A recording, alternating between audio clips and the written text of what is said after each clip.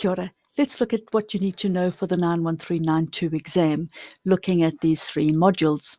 So, from the assessment specification, you need to be able to recognize and learn off by heart these strong acids and strong bases and weak acids and weak bases. You may be given other weak acids and bases, but you will be given some sort of context for them, either the Ka, which implies a weak acid, or it may be the particular pH or the conductivity that gives clues to whether it's a weak acid or not. You won't be given the KBs or the PKBs, but you can calculate them. So if you get given the pKa, you just subtract it from 14 to get the pKb.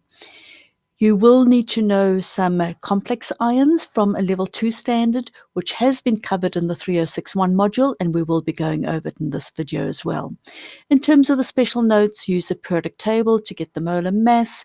Very important to show all your working for all grades, achieve merit and excellence, and significant figures and units is vital for excellence. In terms of the context, that's a sort of normal thing they say. There's no real practical work, but having done titrations is helpful to get your understanding for those titration graphs. You are given a resource booklet with these element symbols and from the periodic table as well as formulae. So it's good to know them off by heart if you're in a rush and trying to complete all three exams. But if you're only sitting one exam or so on, you've got the time to refer to this resource booklet. So make sure that you use the correct formulae. Right, so what do you need to know? Aqueous systems. Now you're told it's limited to only ionic solids that are sparingly soluble in acidic and basic solutions.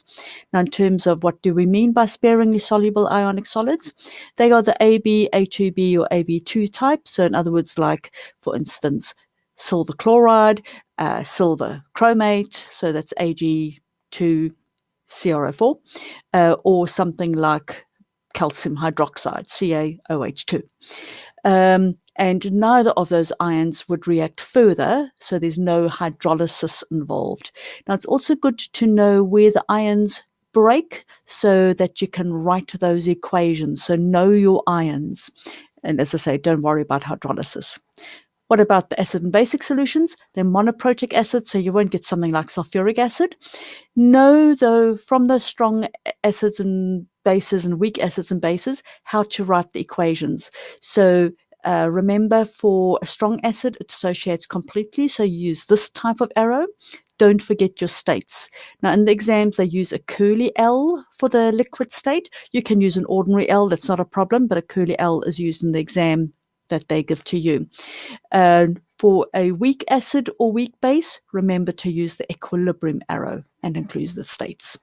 Then for salts, it's important to know what sort of salt is it. Is a cation coming from a strong base or a weak base? Is the anion coming from a strong acid or weak acid?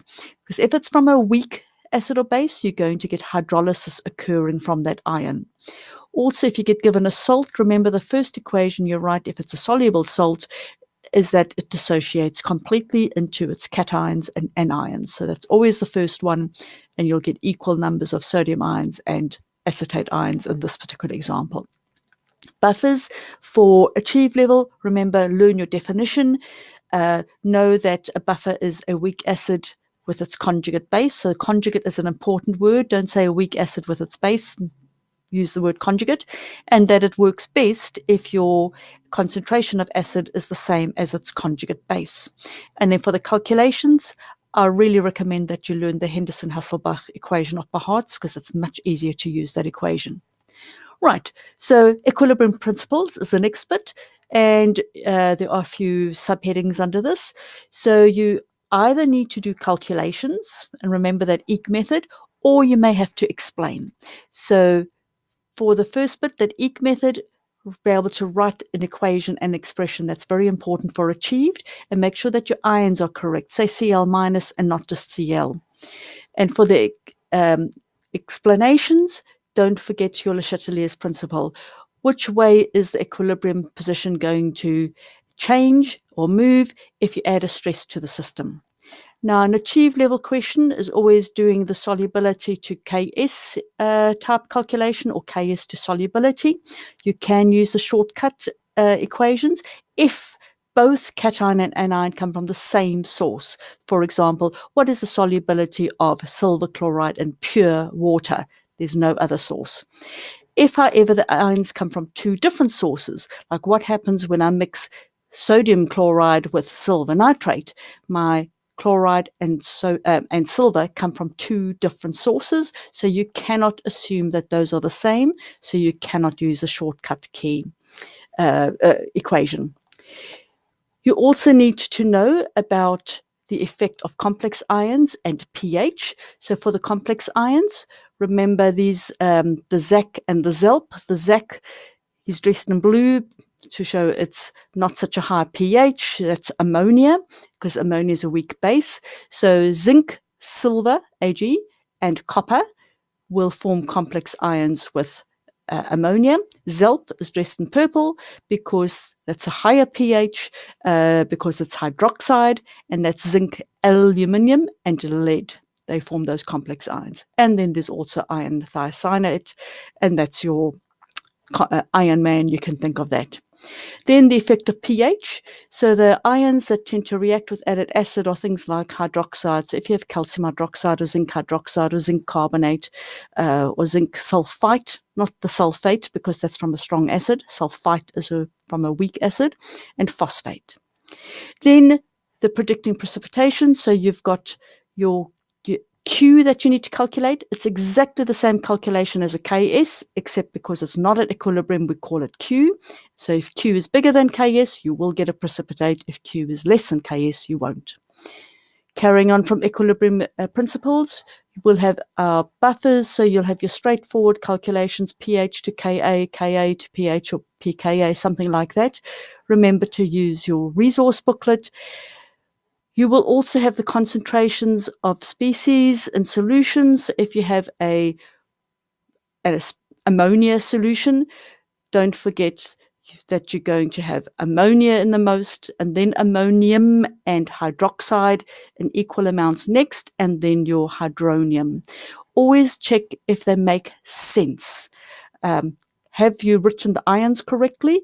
And if you've got ammonia solution, did you say you had more hydroxide or more hydronium? It makes a difference. So if your pH is going to be less than 7, you would expect to have more hydronium. If the pH is greater than 7, you would expect to have more hydroxide. So check your order.